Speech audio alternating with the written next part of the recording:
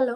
നമ്മൾ ഇന്ന് ഡിസ്കസ് ചെയ്യാൻ പോകുന്ന ടോപ്പിക് 10th CBSE സെക്കൻഡ് ചാപ്റ്ററായ നാഷണലിസം ഇൻ ഇന്ത്യയെ കുറിച്ചാണ്. അപ്പൊ ഈ ഒരു ചാപ്റ്ററിൽ ഡിസ്കസ് ചെയ്യാൻ പോകുന്നത് എന്താണെന്ന് വെച്ചാൽ എങ്ങനെയാണ് ഇന്ത്യയിൽ നാഷണലിസം ഡെവലപ്പായി വന്നത് എന്നാണ് നമ്മൾ ഡിസ്കസ് ചെയ്യുന്നത്. ഇപ്പൊ നാഷണലിസം എന്ന് വെച്ചാൽ എന്താണ് അറിയോ? നാഷണലിസം എന്ന് വെച്ചാൽ ഇപ്പൊ ഒരു എക്സാമ്പിൾ നോക്കുകയാണെങ്കിൽ നമ്മളൊരു സ്പോർട്സോ ഗെയിംസോ ഒക്കെ കാണുമ്പോൾ അതിൽ ഇന്ത്യൻസ് ജയിക്കുമ്പോൾ നമുക്കൊരു സന്തോഷം വരുന്നുണ്ട്, അല്ലെങ്കിൽ ഒരു വികാരം വരുന്നു. ഇന്ത്യൻസ് ജയിച്ചു, നമ്മുടെ കൺട്രിയാണ് അവിടെ വിൻ ചെയ്തത് എന്നൊരു സന്തോഷത്തിൽ ഒരു വികാരം വരുന്നുണ്ട്. അതാണ് നാഷണലിസം കൊണ്ട് ഉദ്ദേശിക്കുന്നത്. അപ്പോൾ പണ്ട് ബ്രിട്ടീഷേഴ്സ് ഇന്ത്യയെ അഡ്മിനിസ്ട്രേറ്റ് ചെയ്തുകൊണ്ടിരിക്കുമ്പോൾ എങ്ങനെ നാഷണലിസം ഇവിടെ ഡെവലപ്പ് ചെയ്ത് വരുന്നു എന്നാണ് നമ്മൾ ഇതിൽ ഡിസ്കസ് ചെയ്യുന്നത്. In India and many other colonies modern nationalism grew alongside the fight against colonial rule. Colonial റൂളിനെതിരെ അല്ലെങ്കിൽ ബ്രിട്ടീഷ് റൂളിനെതിരെ വന്ന ഒന്നായിരുന്നു നാഷണലിസം എന്ന് പറയുന്നത്. People began discovering their unity in the process of their struggle with colonialism. കൊളോണിയലിസത്തിന്റെ അണ്ടറിൽ കുറേയധികം സ്ട്രഗിൾസ് ഇവർ ഇന്ത്യൻസ് അനുഭവിച്ചുകൊണ്ടിരിക്കുന്നു. അങ്ങനെയാണ് നാഷണലിസം അവിടെ ഡെവലപ്പ് ചെയ്ത് അല്ലെങ്കിൽ വന്നുകൊണ്ടിരുന്നത്. The Congress under the leadership of Mahatma tried up unit each class and group together within one moment. അങ്ങനെ ഈ ഒരു കാലഘട്ടത്തിൽ ഇത്രയധികം സ്ട്രഗിൾസ്, കൊളോണിയലിസത്തിന്റെ അണ്ടറിൽ കുറേയധികം സ്ട്രഗിൾസ് നടന്നുകൊണ്ടിരിക്കുന്നു. ഈ ഒരു ടൈമിനാണ് നമ്മുടെ മഹാത്മാഗാന്ധി അവിടെ എൻ്റർ ആവുന്നത്. അദ്ദേഹം എന്താണ് ഉദ്ദേശിക്കുന്നത്? എല്ലാവരെയും ഒരുമിച്ച് നിർത്തിക്കൊണ്ട് ഒരു മൂവ്മെന്റ് സ്റ്റാർട്ട് ചെയ്യാം, ഇൻഡിപെൻഡൻസിന് വേണ്ടിയിട്ട് ഒരു മൂവ്മെന്റ് സ്റ്റാർട്ട് ചെയ്യാമെന്നാണ് ഉദ്ദേശിക്കുന്നത്. അപ്പൊ ഇതാണ് ഈ ഒരു ചാപ്റ്ററിന്റെ ഇൻട്രൊഡക്ഷൻ എന്ന് പറയുന്നത്. അപ്പൊ ഈ ഒരു ചാപ്റ്ററിൽ നമ്മൾ മെയിൻ ആയിട്ട് ഡിസ്കസ് ചെയ്യുന്നത് നമ്മൾ പറഞ്ഞു നാഷണലിസം എങ്ങനെ ഡെവലപ്പ് ചെയ്തു. ഒരു സ്റ്റേജ് ബൈ സ്റ്റേജ് ആണ് ഇത് നാഷണലിസം ഡെവലപ്പ് ചെയ്ത് വരുന്നത്. അപ്പൊ ഫസ്റ്റ് നമ്മൾ നോക്കുന്നത് ദ ഫസ്റ്റ് വേൾഡ് വാറിനെ കുറിച്ചാണ് പറയുന്നത്. The first world war and nationalism. എങ്ങനെയാണ് നാഷണലിസം ഫസ്റ്റ് വേൾഡ് വാറും കണക്റ്റഡ് ആയി നിൽക്കുന്നത് നോക്കാം. The first world war created a new political economic situation worldwide. World വൈഡിൽ തന്നെ ഒരു പുതിയതായിട്ടുള്ള പൊളിറ്റിക്കൽ ആൻഡ് എക്കോണമിക് സിസ്റ്റം ആണ് ക്രിയേറ്റ് ചെയ്യപ്പെട്ടത്. അപ്പൊ ഇന്ത്യയിൽ എങ്ങനെയാണ് ഫസ്റ്റ് വേൾഡ് വാർ ഇമ്പാക്ട് ചെയ്തതെന്ന് നോക്കുമ്പോൾ defence expenditure increased, custom duties were raised and income tax was introduced. അപ്പൊ ഇതിൽ നോക്കുകയാണെങ്കിൽ നമ്മൾ പറഞ്ഞു ഡിഫൻസ് എക്സ്പെൻഡിച്ചർ അവിടെ കൂടുകയാണ് ചെയ്തത്. ഡിഫൻസ് എക്സ്പെൻഡിച്ചർ എന്ന് പറയുമ്പോൾ ഒരു വാർ നടക്കുമ്പോൾ അവിടെ എന്താണ് യുദ്ധത്തിന് കുറെ അധികം ആയുധങ്ങൾ ആവശ്യമാണ്. അപ്പൊ അതിനൊക്കെ എന്തായിരിക്കും? എക്സ്പെൻഡിച്ചർ കൂടുതലായിരിക്കും. എക്സ്പെൻഡിച്ചർ മീറ്റ് ചെയ്യാൻ വേണ്ടിയിട്ട് എന്ത് വേണം? കാശ് വേണം. അപ്പൊ അങ്ങനെ എക്സ്പെൻഡിച്ചർ അവിടെ കൂടാണ് ചെയ്യുന്നത്. ഫസ്റ്റ് വേൾഡ് വാർ നടക്കുമ്പോൾ ഇന്ത്യയിൽ കുറെ അധികം എക്കോണമിക്കലി ആണ് കൂടുതലും എഫക്ട് ചെയ്തിരിക്കുന്നത്. അടുത്തെന്ന് പറയുമ്പോൾ force recruitment in rural areas. Rural ഏരിയാസിൽ നിന്ന് മിലിറ്ററി ആർമിയിലേക്ക് കുറെ അധികം ആളുകളെ ഫോഴ്സ്ഫുള്ളി റിക്രൂട്ട് ചെയ്തിട്ടുണ്ടായിരുന്നു. അവരുടെയൊക്കെ താല്പര്യം ഉണ്ടോ ഇല്ലയോ എങ്കിലും അവരെന്ത് ചെയ്യും? ഫോഴ്സ്ഫുള്ളി ആ ഒരു ആർമിയിലേക്ക് ചേർക്കും. കാരണം ഇത്രയും വലിയ വാർ നടക്കുന്നു, അവർക്ക് മീറ്റ് ചെയ്യാൻ പറ്റണം. ആ ഒരു വാർ കംപ്ലീറ്റ് ചെയ്യാൻ വേണ്ടിയിട്ട് വേണം. അപ്പൊ ഇന്ത്യ എന്ന് പറയുന്നത് എന്താണ്? ബ്രിട്ടീഷ് അണ്ടർ കോളനിയാണ് അല്ലെ. അപ്പൊ ബ്രിട്ടീഷിന്റെ കോളനി ആയതുകൊണ്ട് തന്നെ അവരെന്ത് ചെയ്യാണ്? അവർക്ക് ഇഷ്ടം എന്താണ് അവരുടെ ഇഷ്ടം അതുപോലെ ഇവിടെ അഡ്മിനിസ്ട്രേറ്റ് ചെയ്യാം എന്നൊരു കാര്യം ഉണ്ടായിരുന്നു. സോ ഫോഴ്സ് റിക്രൂട്ട്മെന്റ് അവിടെ നടന്നിരുന്നു. Price of food grains were increased. ഭക്ഷ്യധാന്യങ്ങൾക്കൊക്കെ എന്താണ്? വില കൂടിയിരുന്നു. Crop failure leading to the food shortage. പിന്നെ ക്രോപ്സുകളൊക്കെ ഫെയിലറായി, അങ്ങനെ അവിടെ എന്താണ്? ഫുഡിന് ഷോർട്ടേജ് സംഭവിക്കുന്നുണ്ട്. Many people died from influenza epidemic. കുറെ പേര് എന്താ അസുഖങ്ങളൊക്കെ വന്നിട്ട് മരണപ്പെടുകയും ചെയ്തു. ഈ ഒരു ടൈമിനാണ് new leader emerge at this moment proposing a new form of struggle. ഈ ഒരു ടൈമിന് പുതിയൊരു ലീഡർ വരുന്നു, ഒരു പുതിയ സ്ട്രഗിൾ ഇൻട്രൊഡ്യൂസ് ചെയ്യാണ് ചെയ്യുന്നത്. അപ്പൊ നമ്മൾ ഈ ഒരു ഇമ്പാക്റ്റുകൾ നോക്കി അല്ലെ, ഫസ്റ്റ് വേൾഡ് വാർ ഇന്ത്യയെ എങ്ങനെ എഫക്ട് ചെയ്തെന്ന് നോക്കുമ്പോൾ നമ്മൾ പറഞ്ഞു ഡിഫൻസ് എക്സ്പെൻഡിച്ചർ ഇൻക്രീസ് ചെയ്യുന്നുണ്ട്. പിന്നെ അവിടെ എന്ത് നടക്കുന്നുണ്ട്?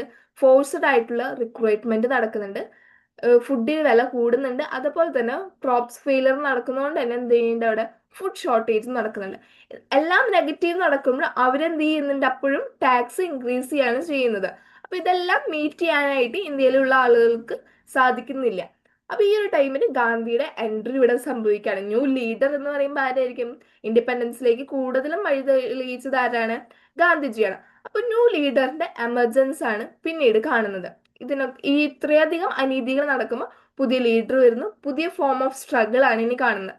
അപ്പൊ ഗാന്ധിജിയുടെ ഒരു സ്ട്രഗിൾ അല്ലെങ്കിൽ ഗാന്ധിജിയുടെ ഒരു മെത്തേഡ് ഓഫ് സ്ട്രഗിൾ എന്ന് പറയുന്നത് സത്യാഗ്രഹയായിരുന്നു. അപ്പൊ എന്താണ് സത്യാഗ്രഹ എന്ന് വെച്ചാൽ Gandhiji method of movement protest based on truth and non violence was known as സത്യാഗ്രഹ.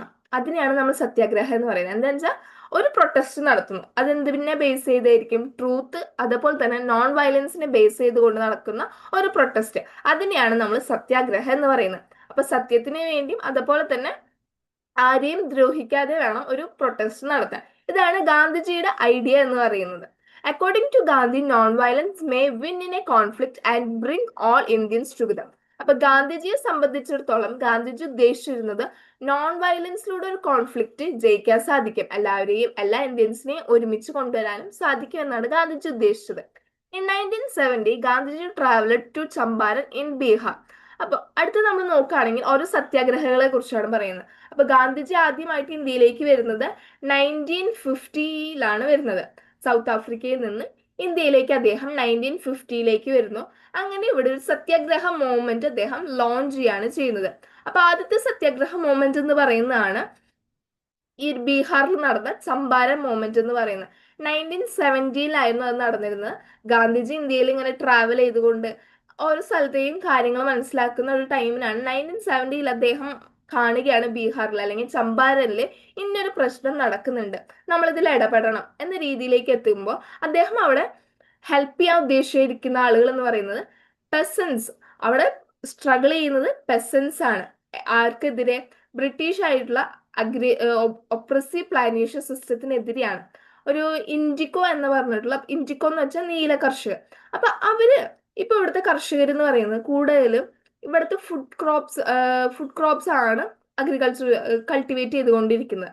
അപ്പോൾ ബ്രിട്ടീഷിന്റെ അല്ലെങ്കിൽ ഒപ്രസീവ് പ്ലാനേഷൻ സിസ്റ്റം ഓണേഴ്സ് എന്ന് പറയുന്നത് അവർ പറയാണ് ഇൻഡിക്കോ ആണ് ഇനി ഇവിടെ കൂടുതൽ കൾട്ടിവേറ്റ് ചെയ്യേണ്ടത് എന്ന് പറഞ്ഞാൽ അവരെ ഫോഴ്സ്ഫുള്ളി ഇൻഡിക്കോ കൾട്ടിവേറ്റ് ചെയ്യാനായിട്ട് പറയാണ്. ആ ഒരു അനീതിക്കെതിരെയാണ് ചമ്പാരൻ മൂവ്മെന്റ് സ്റ്റാർട്ട് ചെയ്തത്. ഏത് ഇയറിലായിരുന്നു? 1970. ദെൻ ആ ഒരു കാലഘട്ടത്തിൽ നെക്സ്റ്റ് വരുന്നതാണ് 1980 1917 അല്ല, 1980 he organised a satyagraha to support the peasants of Kheda district of Gujarat. അടുത്തത് അദ്ദേഹം നടത്തുന്ന ഒരു സത്യാഗ്രഹമാണ് കേദ സത്യാഗ്രഹ എന്ന് പറയുന്നത്. അതെന്ന് പറയുന്നത് കേദയിലുള്ള ജനങ്ങളെ സപ്പോർട്ട് ചെയ്ത അല്ലെങ്കിൽ അവിടുത്തെ പെസൻസിനെ സപ്പോർട്ട് ചെയ്ത് കൊണ്ടുവരുന്ന ഒരു ഓർഗനൈസ്ഡ് ആയിട്ടുള്ള സത്യാഗ്രഹമായിരുന്നു അത്. അതെന്ന് പറയുന്നത് who were suffering from food shortage of food due to crop failure. നമ്മൾ ഫസ്റ്റ് വേൾഡ് വാറിൽ കൊണ്ട നെഗറ്റീവ്സുകൾ പോലെ തന്നെ ക്രോപ്പ് ഫെയിലിയർ കാരണം കുറെ പേര് ഫുഡ് ഷോർട്ടേജ് അനുഭവിക്കുന്നുണ്ട്. അതുപോലെ തന്നെ ഹൈ ടാക്സും അവിടെ ഇമ്പോസ് ചെയ്തിട്ടുണ്ട്. അപ്പൊ ഈ ഒരു അനീതിയായിട്ടുള്ള കാര്യങ്ങൾക്കെതിരെ നടത്തിയ ഒരു സത്യാഗ്രഹമായിരുന്നു കേദ എന്ന് പറയുന്നത്. അടുത്തത് 1918 മഹാത്മാഗാന്ധി അടുത്തത് ഇൻട്രൊഡ്യൂസ് ചെയ്ത ഒരു സത്യാഗ്രഹമായിരുന്നു അഹമ്മദാബാദ് മിൽ സ്ട്രൈക്ക് എന്ന് പറയുന്നത്. അത് മില്ലിൽ വർക്ക് ചെയ്യുന്ന അല്ലെങ്കിൽ കോട്ടൺ മിൽസിൽ വർക്ക് ചെയ്യുന്ന വർക്കേഴ്സിന് അവർക്ക് കറക്റ്റ് ആയിട്ട് വേജസും അതുപോലെ തന്നെ ഓവർ ടൈമിൽ പണിയെടുക്കുമ്പോൾ ആ കിട്ടുന്ന വേജസും ഒക്കെ കിട്ടാൻ വേണ്ടിയിട്ട് നടത്തിയ ഒരു മിൽ സ്ട്രൈക്ക് ആയിരുന്നു അഹമ്മദാബാദ് മിൽ സ്ട്രൈക്ക് എന്ന് പറയുന്നത്. അതുപോലെ നമ്മൾ പറഞ്ഞു കുറെ പേര് രോഗങ്ങൾ വന്ന് മരിച്ചു എന്ന്. അപ്പൊ അപ്പോഴും മില്ലുകൾ എന്ത് ചെയ്യുന്നില്ല?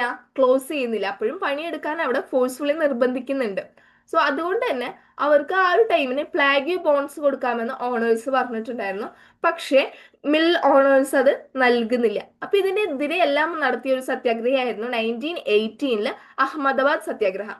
അപ്പൊ നമ്മൾ ഈ ഒരു സത്യാഗ്രഹം നോക്കുകയാണെങ്കിൽ ഗാന്ധിജി 1915 വന്നു. ഒരു 2 ഇയേഴ്സ് ഇന്ത്യ ഫുള്ളി ചുറ്റി കണ്ടു. അതിനുശേഷം അദ്ദേഹം ലോഞ്ച് ചെയ്യുന്ന ഒരു മൂവ്മെന്റ് ആയിരുന്നു സത്യാഗ്രഹ മൂവ്മെന്റ്. 1917 അതുപോലെ തന്നെ അടുത്ത രണ്ട് കേദയും അതുപോലെ തന്നെ അഹമ്മദാബാദ് സ്ട്രൈക്കും നടക്കുന്നത് 1918 1917 നടന്ന ഏതായിരുന്നു? ചമ്പാരൻ സത്യാഗ്രഹമായിരുന്നു. അപ്പൊ ഇതൊക്കെയാണ് സത്യാഗ്രഹ കൊണ്ട് ഉദ്ദേശിക്കുന്നത്. നമുക്കിനി ബാക്കി നെക്സ്റ്റ് ക്ലാസ്സിൽ നോക്കാം.